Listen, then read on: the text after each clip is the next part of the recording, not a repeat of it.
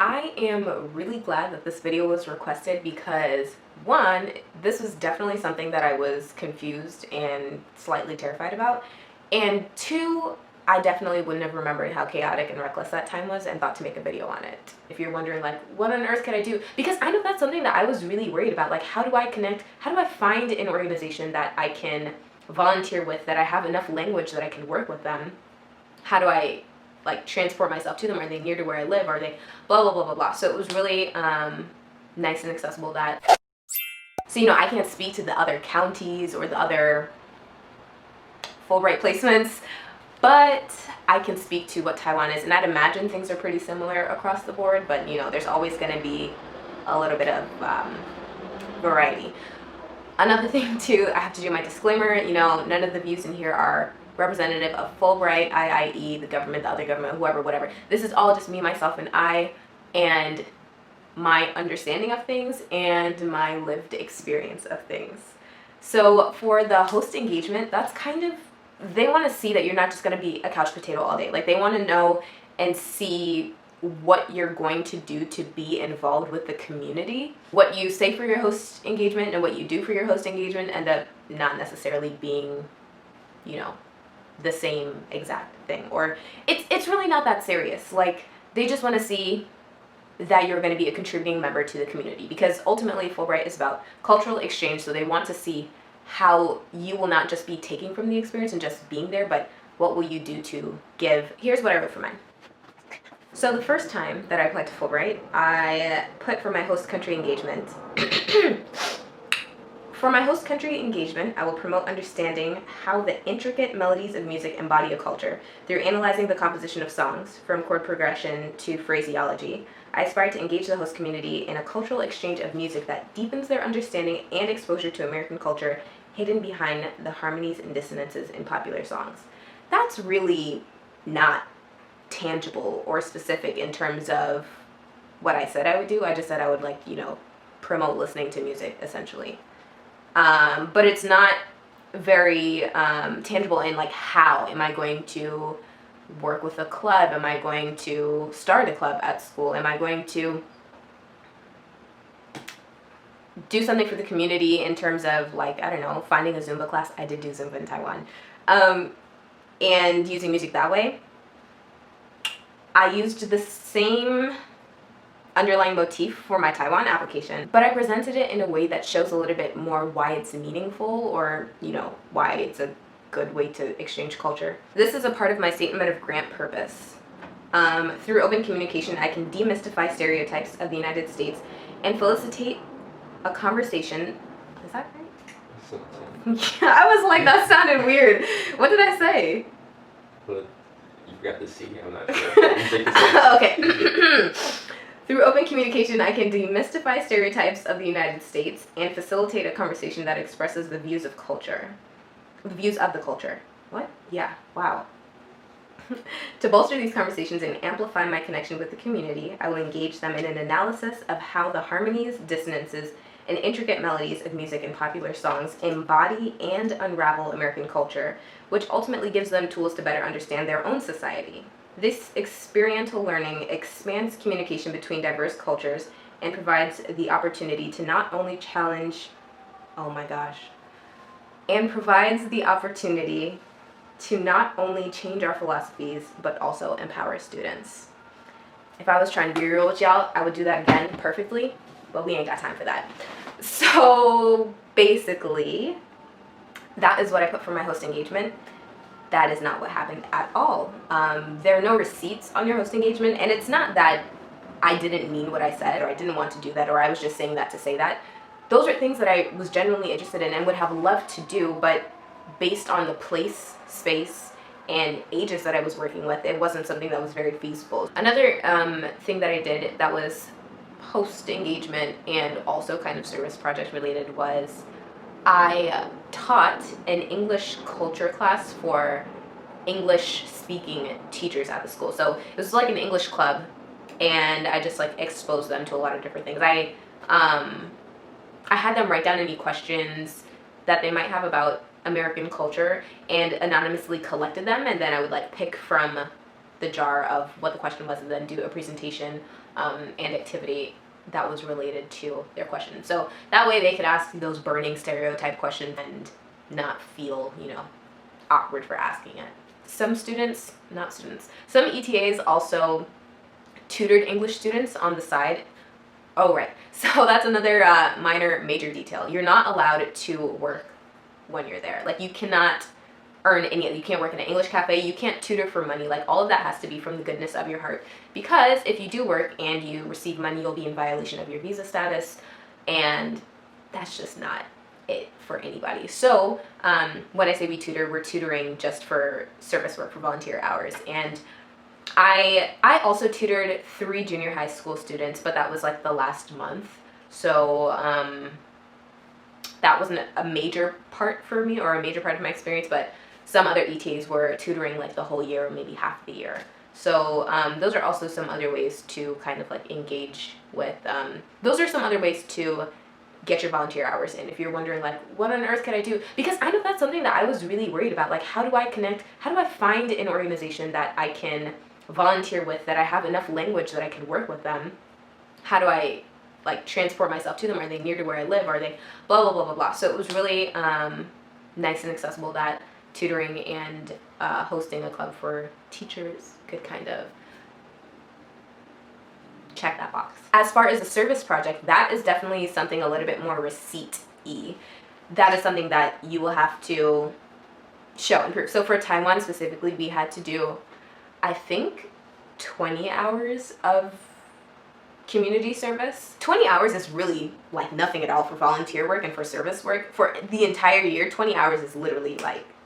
So what we did for my county specifically was very different from what was happening around us. What was happening around us was those counties were already very established. Ours, it was our first year. We called ourselves the Founding Females, and we had to build from scratch. So the other counties, a lot of the time, you just fall in line to what has been done before. So for Taichung, I think they do a readathon, and so that's kind of like a dance-a-thon. I really don't know what happens at a dance-a-thon, so I can't tell you what their readathon looks like. But oftentimes, the service project just becomes what is already there, and it's just kind of picking up. That's not to say that you can't start your own. So that's why it might seem that like Fulbright tells you the service project that you'll do. It depends on your county, because sometimes there's a pre-established precedent that you'll have to fall into. Similarly, Taichung, they had a English camp, and a lot of other counties have English camps as well. Again, we didn't, because we were just starting out and creating our own foundation. And what an English camp is, it's essentially like a weekly, I think it's weekly, field trip to a remote school. And so you have your school that you're working with on a weekly basis, and then one day of that week, all of you will go to an English camp and host something. And I don't know if that's once a month or if it's once a week, because like I said, I didn't do it, but my friends did. For my county, what we did was one day we went to a bookstore, and this was really organized. It wasn't just like out of the blue we went to a bookstore, sat down and started opening leaves. But we prepared to read Rainbow Fish, and we made little puppet things. They weren't very elaborate, but we read Rainbow Fish to some young children in a bookstore. And so that counted for a couple of hours, I think maybe like 4 or something, because preparing. And then after we read the story, we also did some type of like engagement questions. Oh, that's what we did. We had them, before we hid little tiny fish around the room. Some of them were rainbow fish, some of them were regular fish. And we had them like go and look around and find the fish in the books. And then once they found the fish, they would all come up to the front, and we did a demonstration about one of the fish having all of the glitter and how they feel having it, how those without the glitter feel, and then having the fish share to the others. So we read the story, and then we did an activity that was like having the children act out the story, so they could reflect on what it is that the story is about, you know. So it's kind of like comprehension checking questions, but in a little bit more of an engaging way. So that was one activity, but that was just like, you know, that was a little play something that we did. And our real shebanger was the Country Wild Project. That wasn't actually what it was called, but that's what it came to be known by us, because, you know, differences in language. and the project got a little mixed up. So anyways, we did an all-American road trip. That was the theme of it. It wasn't country wild or wild countrywide. It was none of that. It was an all-American road trip, and we stationed it with different parts of the US. So we started with, or we had the Northeast, the South, the West, and then the Northwest. I don't think we did the actual West, but we tried to get the breadth of the US. And then we had 5 different stations that correlated to different areas of the US. And so we had a living museum, we had, we had a not living museum, we had a regular museum with just photos, and we had the photo booth of the colonial America. We had with the West, I don't remember what accounted for what, but anyways, another station that we had was kind of like camping. So they made s'mores and they made friendship bracelets. And then moving over to the West Coast, I think that was symbolizing California, and they did tie-dye over there, big, American camping culture thing. Those are 1, 2, 3, 4, and then we also had a library reading area where we had someone reading books. So that was the gist of the project that we ended up doing, and that was a lot of work, and it took a lot of time. If you want to know a little bit more about it and see some photos, you can check out this little blog post that I had written about it that articulated things, I'm sure, a lot more beautifully than I did here. So yeah, and also on this website you can check out some other blogs from ETAs about some of the service projects that they've done. Another thing to mention is that these are our personal county-specific service projects, but there are also Fulbright service projects that are hosted by the overarching Fulbright people. And by that I mean that there are service projects that you can apply to go on.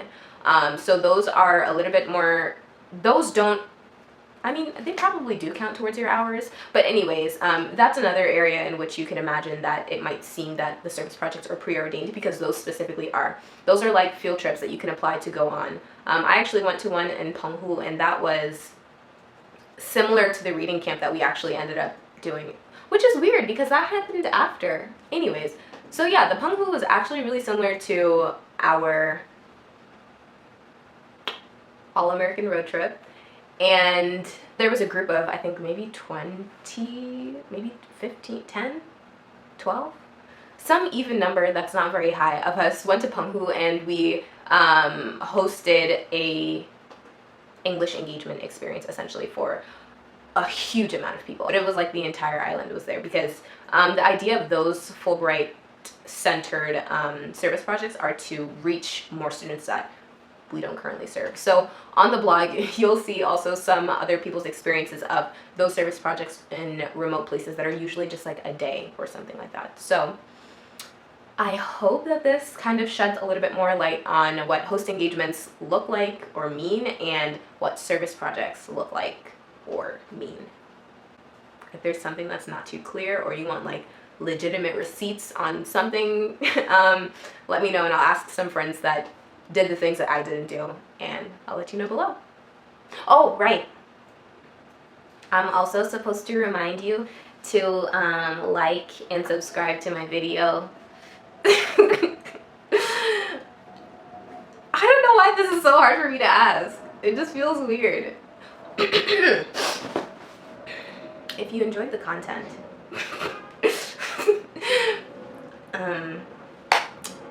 if you want to make sure that you get updated on the next time, if you want to make sure that you are updated and in the know with the next Fulbright question, make sure to subscribe. You should also like this, and it has nothing to do with being in the know. It's helpful. Thanks for watching. That was good. You're good. That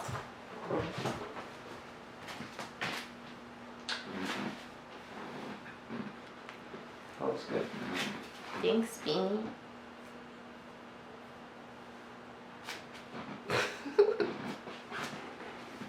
Is that a recording still? You had that on your face too, bro. It's like